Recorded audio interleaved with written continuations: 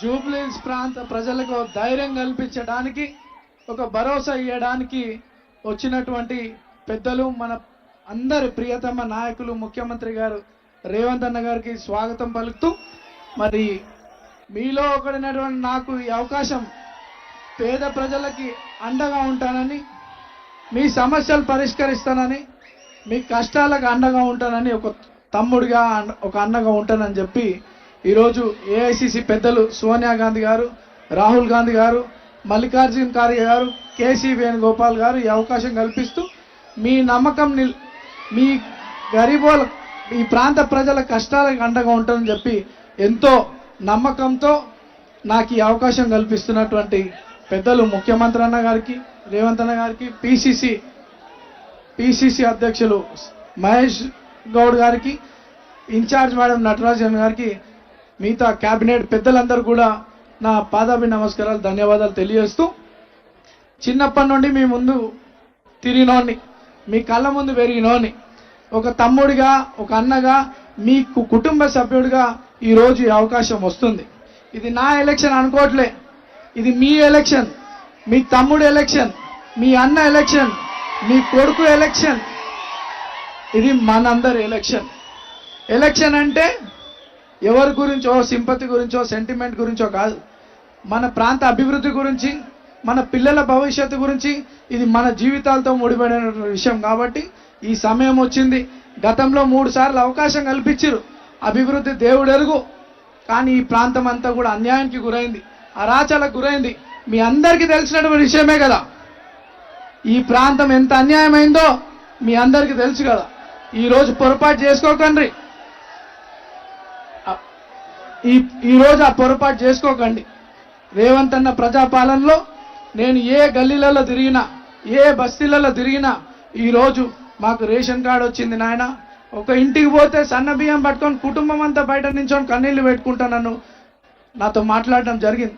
ఓ కుటుంబంకి వెళ్తే, నాయన మా కొడుకు బీఆర్ఎస్ పార్టీలో తిరుగుతున్నాడు 10 ఏళ్ళుగా, కానీ మాకు చేసింది ఏం లేదు, నా ఇంటికి ఇవాళ రేషన్ కార్డు వచ్చింది నాయన, మా ఇంటి ఓట్లన్నీ కూడా కాంగ్రెస్కి వేస్తామని ఓ తల్లి చెప్తా ఉంది.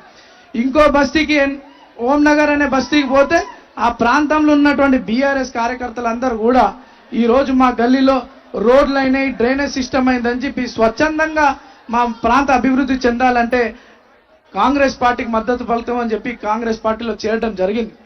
ఇప్పుడు మీరందరూ కూడా ఈ సమయం వృధా చేసుకోకుండా సరైన నిర్ణయం తీసుకోండి. మీలో మీ ఇంటి సభ్యుడిగా అవకాశం కల్పించినటువంటి నాకు అందరూ కూడా ఒక్కసారి ఆశీర్వదించమని చెప్పి కోరుకుంటూ, మరి గతంలో 2018లో 2023లో నాకు అవకాశం రాకుండా చేసినటువంటి పార్టీ బీఆర్ఎస్ పార్టీ. అవకాశం రాకుండా చేస్తే సరే, నా జీవితంలో ఒక తప్పు చేయలే, కానీ అనేక తప్పుడు కేసులు పెట్టి నా జీవితం పాడు చేయాలని చూసినారు. ఈ పబ్లిక్కి ఉపయోగపడద్దు నవీన్ అని అనేక కుట్రలు పన్నారు. ఆ భగవంతుడు ఉన్నాడు.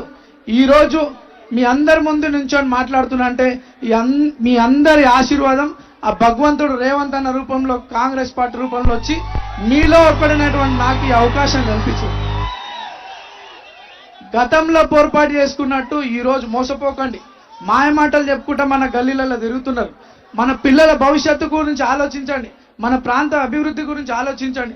ఈరోజు 3 నెలల నుండి ముఖ్యమంత్రి గారి ఆదేశాలతో 3 మంత్రులు మన ప్రాంతంలో తిరుగుకుంటూ 150 కోట్ల రూపాయల డెవలప్మెంట్ యాక్టివిటీస్ చేసినారు. ఇంకా కూడా మనందరం మంచి మెజార్టీతో కాంగ్రెస్ని ఇక్కడ నుండి గెలిపించుకుంటే రేపు 1000 కోట్లతో ఈ ప్రాంతాన్ని అభివృద్ధి చేస్తానని చెప్పి పూర్తి నమ్మకం మాకుంది. అన్నగారి మీద ఈ ప్రాంత ప్రజలందరికీ కూడా నమ్మకం ఉందని చెప్పి తెలియజేసుకుంటూ, 2 సార్లు పోటీ చేసిన మళ్ళీ మీ ముందుకు వస్తున్నా, ఒక్కసారి ఆశీర్వదించమని చెప్పి ఈ ప్రాంత ప్రజలందరూ కోరుకుంటూ, యువకుల జీవితాలను పాడు చేసే విషయంలో బీఆర్ఎస్ పార్టీ ఉండే గతంలో అనేక యువకుల మీద తప్పుడు కేసులు పెట్టింది. ఎవరైనా లీడర్గా ఎదగాలనుకుంటే వాళ్ళని ఇబ్బందులు పెట్టింది. కానీ ఈరోజు కాంగ్రెస్ పార్టీ కష్టపడే యువకులకు అండగా ఉంటాం, పబ్లిక్కి సేవ చేసే యువకులకు అండగా ఉంటామని చెప్పడానికి నేను ఒక ఎగ్జాంపుల్.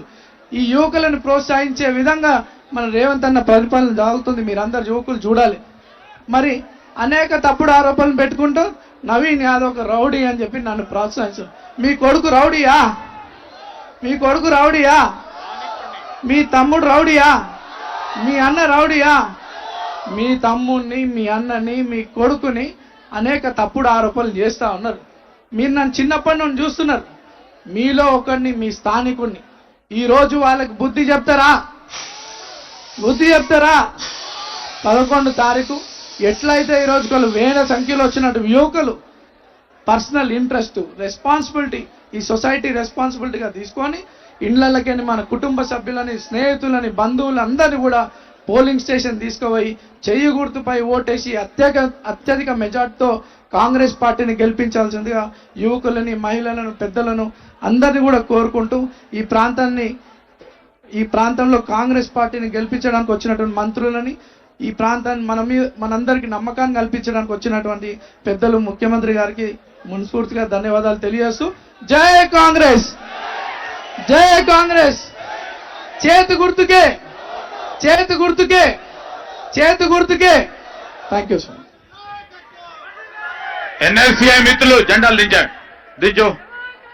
ఎన్ఎస్సీఐ మిత్రులు జెండాలు దించేసే వెనుకలో కనబడతలేదు. దించు బ్రదర్ అందరు.